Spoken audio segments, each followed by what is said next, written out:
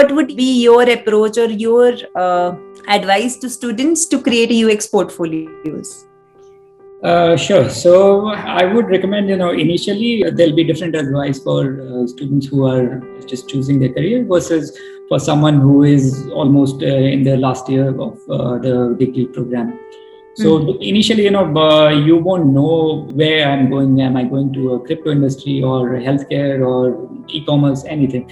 So initially, I would say you focus on building a solid portfolio where you have applied your knowledge, and then you can prove it to people who are hiring you that okay, you can take up the job. And then also very important is showing the ability to grasp new things, learn new things fast, adapt to the ways of the ways the company works, and then help them in building whatever they are. But for people who are close to their final year, they should have a much more solid portfolio. They should have things from different industries. It's not necessary to have 10 or 15 different projects from different domains. It's okay. Even if you have 3 solid products, 3 solid items in your portfolio, it's good enough. But the thing is, it should be thought through, everything that you deciding while you're making wireframes and all.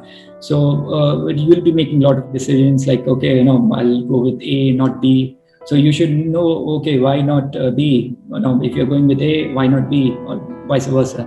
So all these things will be asked. Like people may ask you, okay, you chose this, fine. What was the reason? What was the thinking? So it's nothing is right or wrong. You just be honest and say, okay, this is the thinking behind this decision. So the person who's asking they are not looking for whether you made a right decision or not. They are looking for what is the thought behind your decision. Did you think, or just because it looks good or someone said it, you put it there? No, I mean, if you have a solid thought behind it, it'll be accepted. Someone who is interviewing you would understand the way you think, and then it'll help them decide whether to hire you or not.